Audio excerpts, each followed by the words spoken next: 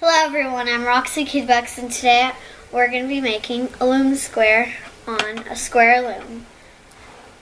So you're going to need a hook, scissors, a loom, and yarn. The first thing you're going to do is grab your yarn and make a slip knot. If you don't know how to do that, then take the yarn like this, cross it, put your fingers inside the loop, twist it, and grab the yarn and pull through. Then tighten it and put it on your loom. If the end is too long, you can cut it later. Then go down, wrap around this peg, go up, wrap around this peg, down, wrap around, and keep going all the way down to the end.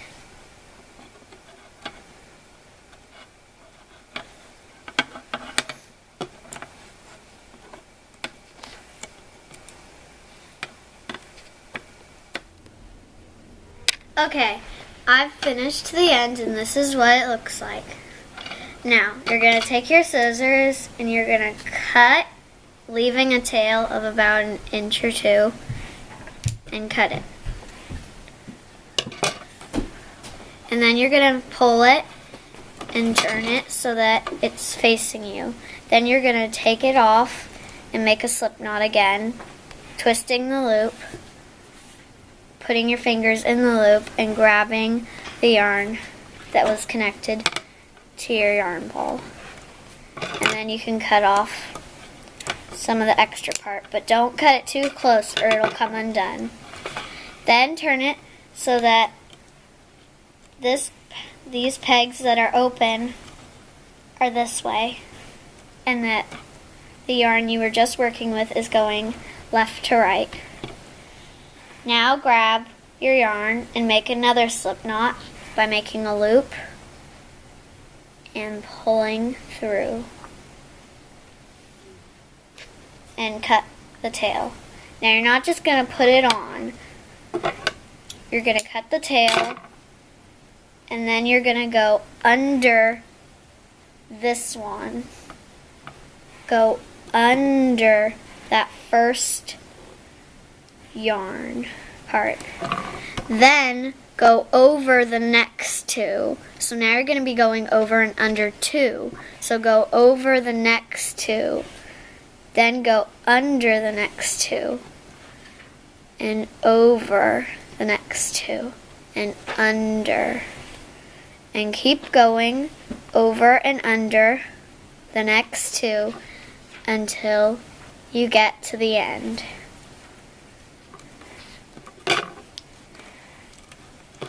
Then pull it and push it off to the side.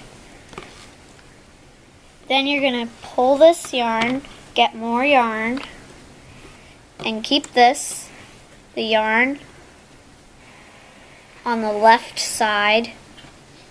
This is backwards to you, but this is my left side, so keep the yarn on the left side of the peg, and then wrap it around. And I like to measure out my yarn, so I measure it, take it off, and I wrap it around my finger. Now, I went under the first one last time, so now I'm going to go over it. You're switching over, under, even in rows. So this one you can see I went over, but now I'm going under it. And do that to the end.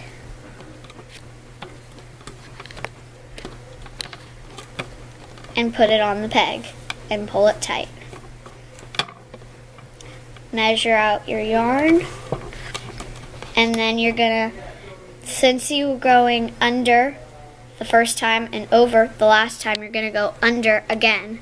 So go under there, then over the next one, and under, over, and keep going all the way until you're at the last peg. All the way.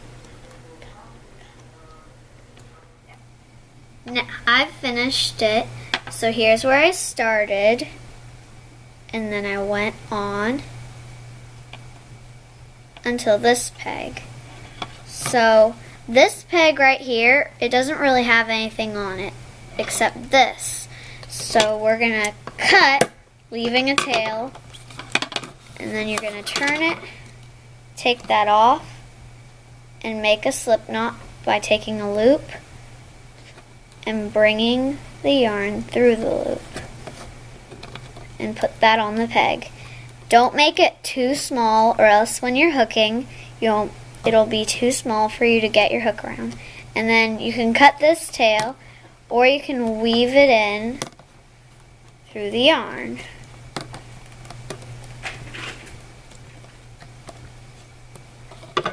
And that's what I did with my other tails. I weaved it in. And now you don't need any yarn left. You don't need any yarn. So we're going to take our hook, and you're going to pick a corner. Don't just start right in the middle, or it's going to look weird. So just start at a corner.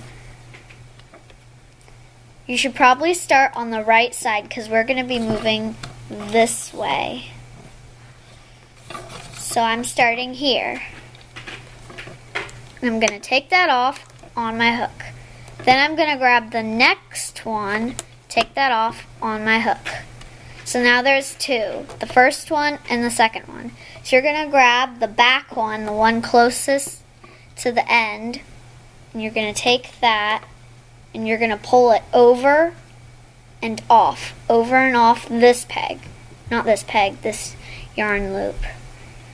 So then you're going to grab the next one and you're going to take the back one over and off your hook. And then you're going to keep going like this all the way around. And you don't need to worry about doing any special things for corners because the corners just appear when you're hooking. And then you just keep going.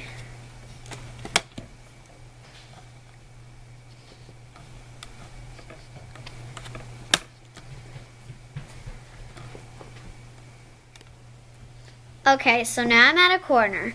I've got one loop on my hook, and I'm grabbing the other loop, bringing it over, and then the corner is just going to appear. You can turn it, grab it. This one is going to want to go over this one while it's on your hook. Don't let them go over each other and get tangled. Pull it through as normal.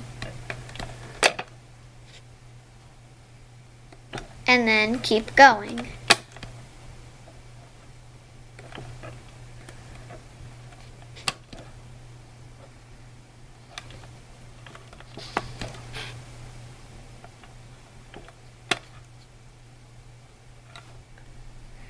This is the last edge on the square. I noticed that on this last edge that the loops fall off very easily. So a thing you can do is you can pick up the loom, bring the work to the other side, and work this way. It's much easier than having your loops fall off.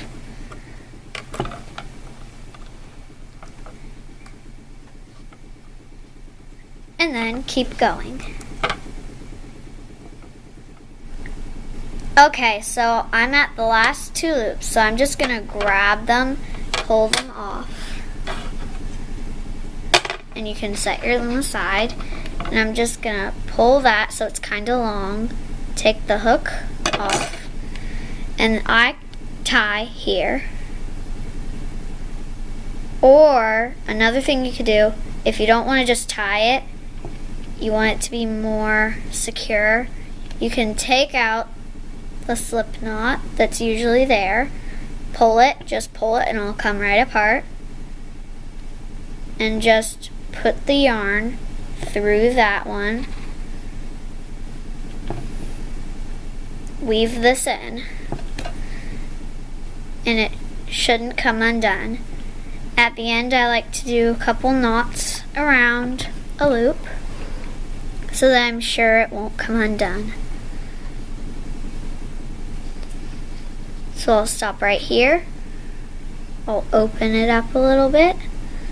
I'll grab it through one of these top loops. I'll hold it, put it through a top loop, have that hole, slide the yarn through the hole right here, pull it, and weave that end in. Now it's extra safe and secure. So there is a square made with yarn.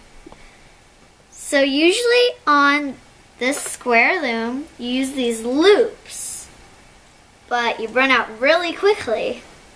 So that's why I do it with yarn, because those loops are expensive and yarn is so cheap. And this is your square. And you can take a bunch of them and make them into a quilt and sew them together. And I've done that. And I made one. And it's in my room. So if you want it to be really thick like this one, thick and fluffy, you should get a thicker yarn to make it extra thick. This is the blanket I made. I used a thick yarn. This is one of the squares with leftover yarn I had. And so this is how thick it is. And this is it. I used 3 different yarn mixtures of colors, and I laid them out on the floor in a big pattern. And then this is the front side and this is the back side. So I sewed on the back side with a plastic needle, and I sewed on the back side, and then once I turned it over, it was the good side, and you can see the stitches, how I sewed it. And this is the front side.